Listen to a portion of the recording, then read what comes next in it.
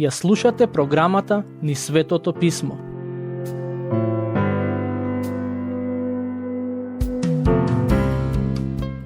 Во глава 24 од Евангелието според Матеј започнува познатиот говор на Маслиновата гора на Господ Исус. Учениците му пристапија и го прашаа кој ќе биде знакот на неговото доаѓање, а преку овој говор тој го дава одговорот. Покрај другото, Господ Исус зборува за големите страдања, појавата на гнасниот пустошник, знаците на небото и слично. Но, ние како христијани сме повикани нашето внимание да го насочиме кон Господ Исус, а не кон овие знаци. Кога ќе се случи сето ова, верувам дека ќе можеме да го препознаеме времето во кое се наоѓаме, бидејќи овие знаци ќе се јавни, а и ќе им бидат јасни на верниците. Минатиот пат стигнавме до стих 32 и би сакал повторно да го прочитаме за да се подсетиме на неговата содржина. Ќе ги прочитам стиховите 32 и 33. Со смоквата направете споредба. Штом ќе се подмладат нејзините гранки и пуштат лисија, знаете дека е близу летото. Така и вие, кога ќе го видите сето тоа, знаете дека е близу пред вратата. Мое убедување е дека смоквата е символ за израелскиот народ. Во некои делови од писмото Израел е спореден со смоква, а во други со лоза. Оно што Господ Исус може би сака да го каже е дека кога ќе дојде време за неговото враќање и за крајот на добата во која живееме, покрај другото ќе можат да се забележат и одредени знаци помеѓу израелскиот народ. Во следниот стих дава многу интересен коментар. Вистина ви велам, нема да мине овој род додека сето тоа не се исполни. Што значи овој род? Дали Господ Исус зборува за луѓето кои го слушаа? Ако е тоа така, тогаш нешто не е во ред, бидејќи луѓето кои го слушаа не беа сведоци на сите знаци за кои зборуваше дека ќе се случат. Сите тие се изумрени, а знаците се уште не се случени, ниту пак Господ Исус повторно се има вратено. Мое лично мислење е дека она што Исус сака да го каже е дека родот кој ќе биде сведок на тие настани во иднина нема да мине се додека сите тие настани не се случат, што укажува на тоа дека сето ова нема да трае многу долго време. Стих 35. Небото и земјата ќе минат, но зборовите мои нема да минат. Навистина прекрасна изјава. Господ Исус ни кажува дека неговите зборови имаат вечна вредност и траење. И тоа е навистина така. Според Откровение, глава 21, стих 1. Небото и земјата навистина ќе минат и ќе има ново небо и нова земја, но неговите зборови ќе останат низ вечноста. Пророкот Исаија вели дека тревата се суши, а цвеќето венее, но Господовиот збор останува за секогаш. Стих 36. И за тој ден и час никој не знае, ниту ангелите небесни, туку само мојот Отец. Вистина е дека ќе можеме да ги препознаеме знаците кога ќе се случат, но не можеме да бидеме сигурни кога Господ Исус ќе се врати по оние кои веруваат во Него. Низ годините, многумина се обиделе со некакво дешифрирање на одредени библиски стихови и броеви да го погодат точниот датум на Исусовото враќање, но сето тоа завршило со катастрофален неуспех. Во следните стихови Господ Исус го користи Ное како пример. Но, како што беше во деновите на Ное, така ќе биде и при доаѓањето на Синот човечки.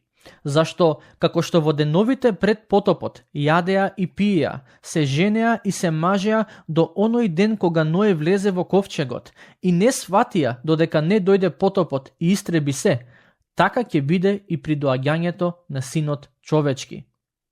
Во деновите на Ное владееше голем неморал.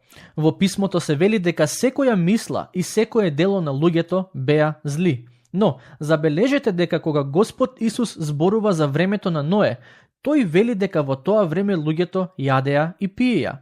Дали има нешто погрешно во јадењето и пиењето? Се разбира дека не. Во писмото ни се вели, се што правиме, било да јадеме или пиеме, да го правиме за Божја слава. Зошто се чини дека Господ Исус ги критикува луѓето за нивното јадење и пиење? Затоа што не го правеа тоа за Божја слава, туку само за свое задоволство. Тие јадеа и пиеа и живееа како Бог да не постои. Некое мало момче кое потекнувало од христијанско семејство, било покането на ручек во соседната куќа. Неговиот најдобар другар живеел во таа куќа. За жал, семејството на неговиот другар не ја практикувало христијанската вера. Кога седнале да јадат, момчето ја наведнало главата, очекувајќи дека некој ќе се помоли и ќе благодари за храната. Откако тоа не се случило, момчето рекло: "Зарем не му благодарите на Бог пред да јадете?" На што таткото на другар му рекол: не го правиме тоа." Момчето, без никаков срам, одговорило: "Значи вие сте како моето куче, штом ќе ви донесат храна, веднаш почнувате со јадење." Мислам дека такви беа и луѓето во времето на Ное. Знаете, во светот има луѓе кои секојдневно гладуваат, а и такви кои умираат од глад. Од друга страна, ние имаме доволно храна да јадеме по 3 оброци на ден. Зарем не треба да му благодариме на Бог за тоа? Кога само седнуваме да јадеме, без притоа да одвоиме барем 10 до 20 секунди да благодариме на Бог за храната, ние се однесуваме како животни, кои само се фрлаат врз храната и гледаат што побрзо да го заситат својот апетит. Луѓето во времето на Ное беа такви, а такви ќе бидат и пред второто Христово доаѓање, неблагодарни и себецентрични. Господ Исус вели дека при крајот луѓето ќе се мажат и женат. Дали е погрешно човек да стапува во брак? Се разбира дека не, бидејќи Бог го даде бракот, но погрешно е кога луѓето не влегуваат во брак со правилен став на срцето. Така беше во деновите на Ное. Се чини дека е така и сега, а ќе биде и во иднина. Јадење, пиење, мажење и женење. Овие нешта ги правеа луѓето во времето на Ное, се додека Ное не влезе во бродот. Тие живееа како Бог да не постои, а и не веруваа дека Бог ќе го казни нивниот грев. И денес луѓето живеат како Бог да не постои, а и не веруваат дека Христос ќе се врати. Но, кога ќе се случи тоа, ќе бидат доста изненадени. Стихови 40, поново. Стихови 40 и 41. Тогаш ќе бидат двајца на нива, еден ќе биде земен, а другиот ќе биде оставен. 2 жени ќе мелат со рачна мелница, едната ќе биде земена, а другата ќе биде оставена. Што е поентата на овие стихови? Господ Исус јасно кажува дека избраните ќе бидат земени, но зошто од двајца кои работат на нива, еден ќе биде земен, а друг оставен? Тоа е така затоа што едниот искрено верувал во Господ Исус Христос, а другиот не. Поентата е да се нагласи дека кога ќе дојде тој час, луѓето ќе бидат одвоени едни од други, макар и да биле многу блиски. Кога Господ Исус ќе ги прибере своите при себе, некои членови од семејствата ќе бидат земени, а други оставени. На работа, еден работник ќе биде земен, бидејќи верувал, а неговиот колега ќе биде оставен, бидејќи не поверувал во Господ Исус Христос. Забележете што пишува во стих 42. Па така, бидете будни, зашто не знаете во кој час ќе дојде вашиот Господ. Повикани сме да бидеме духовно будни и да не се опуштаме во гревот и грешните задоволства на овој свет.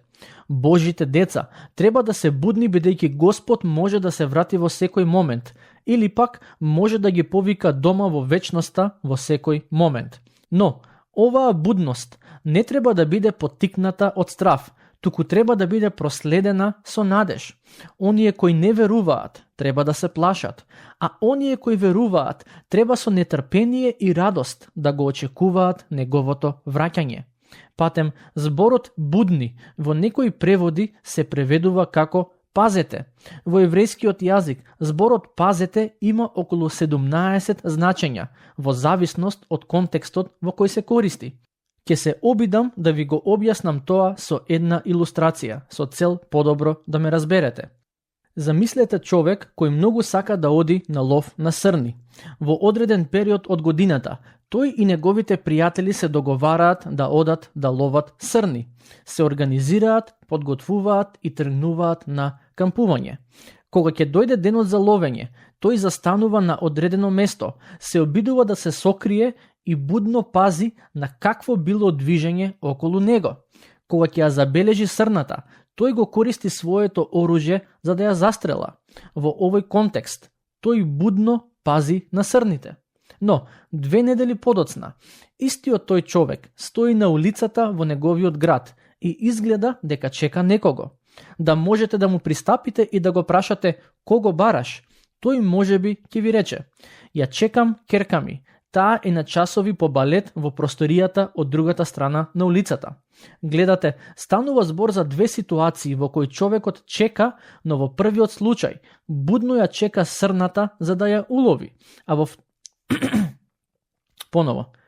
Гледате, станува збор за 2 ситуации во кои човекот будно чека, но во првиот случај будно ја чека срната за да ја улови, а во вториот будно ја чека својата керка и внимава како минува покрај улицата или пак пази некој да не сака да ја повреди. Замислете дека 2 месеци подоцна ќе го начекате во болница. Тој е покрај креветот на својата керка која е болна. Човекот ќе го чека докторот за да му каже која е дијагнозата и кога ќе може да го пуштат малото девојче дома. Во овој трет случај, тој будно чека со цел да дознае некаква информација. Во сите 3 замислени ситуации, човекот чека будно со различна намера и одредено чувство во себе. Чекајќи го Господа, верниците треба да го прават тоа со радост и надеж.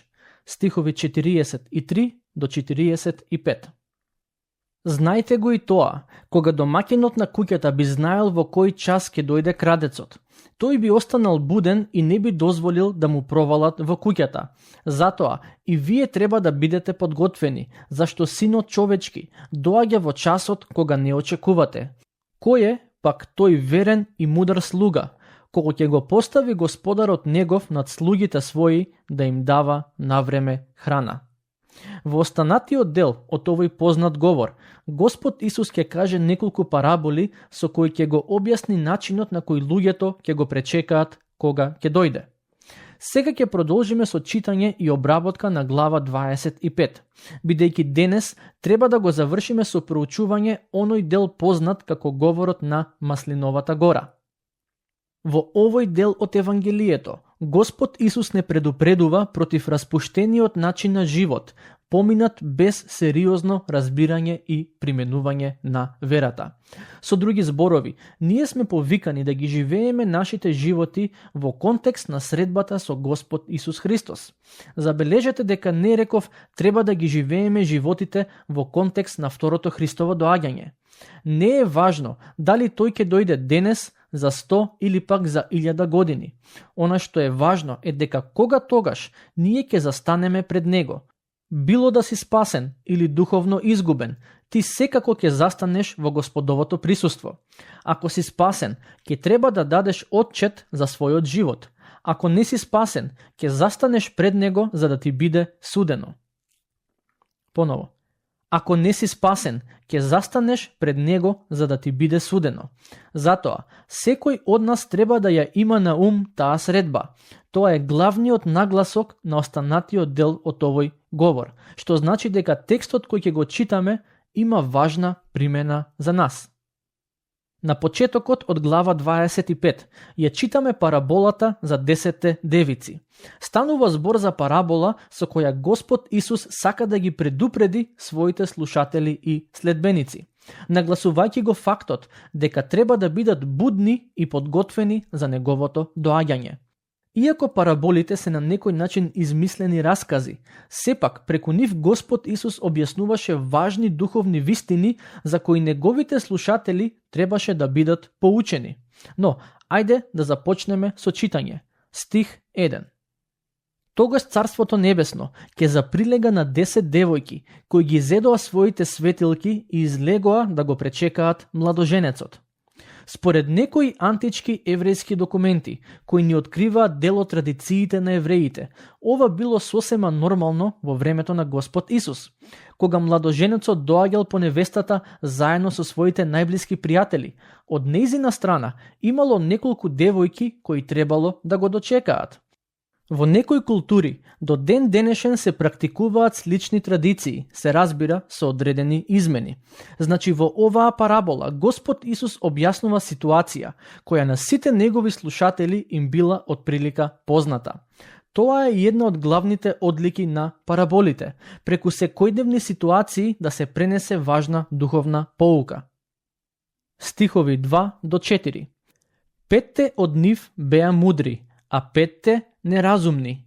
Неразумните ги зедоа светилките своји, но не понесоа со себе масло, а мудрите, заедно со светилките, зедоа во садовите своји и масло. Јас верувам дека маслото е символ за Светиот Дух. Како во тоа време, така и денес, има многумина кои се нарекуваат верници, но во себе го немаат Духот. Кога тогаш, тоа ќе излезе на виделина. Стихови 5 до 7. И бидејќи младоженецот се забави, сите задремаа и заспаа, а на полноќ се чу викање: еве го младоженецот, излезете да го пречекате. Тогаш сите тие девојки станаа и ги приготвија своите светилки. Сите заспаа, но некои од нив беа помудри, бидејќи со себе носеа масло. Другите немаа масло, односно го немаа Светиот Дух. Сметам дека тоа е поентата на оваа парабола. Заклучокот се наоѓа во стих 13. И така, бидете будни, зашто не го знаете ни денот, ни часот кога ќе дојде Синот човечки. Никој не знае кога ќе дојде Синот човечки.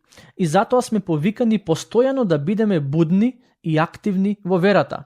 Наместо да се обидуваме да го погодиме саатот и денот, подобро е да бидеме посветени на тоа што го знаеме и да го применуваме во секојдневието.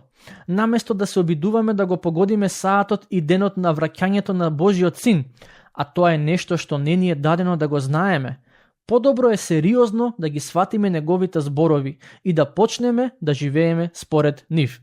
Тоа е нешто кое можеме да го разбереме и сватиме. Потоа следува уште една парабола, стихови 14 и 15. Зашто тој ќе постапи како човекот, кој, тргнувајќи на пат, ги повика слугите своји и им го предаде својот имот. И на едниот му даде 5 таланти, на другиот 2, на третиот 1, секому според способноста негова и веднаш замина. Ова е навистина интересна парабола, која верувам дека е релативно лесна за разбирање. Господ Исус кажува дека тој е како господар, кој на своите слуги, согласно нивните способности, им дал таланти. Едниот добил 5, другиот 2, третиот 1 талант. Откако им ги дал талантите, тој си заминал. Верувам дека зборот таланти се однесува на даровите, талентите и можностите кои Господ му ги дава на секој човек. Некои луѓе имаат повеќе, други помалку, но на сите им е дадено по нешто. Додека Господ Исус е отсутен, односно додека не е тука на земјата, на нас останува што ќе направиме со се што тој ни дал. Дали ќе ги исползуваме тие нешта за негова слава или пак ќе ги закопаме, како што за жал направи оној кој доби 1 талант. Секој од нас ќе треба да положи сметка и да даде отчет за тоа што го добил. Затоа, да бидеме внимателни и наместо да негодуваме затоа што на некој друг му е дадено повеќе отколку на нам, подобро е да го ползуваме тоа што го имаме. Тука ќе го завршиме денешното проучување. Се уште се наоѓаме во говорот на Маслиновата гора, кој пак ќе го завршиме со обработка во следната епизода. Дотогаш, Бог нека ве благослови.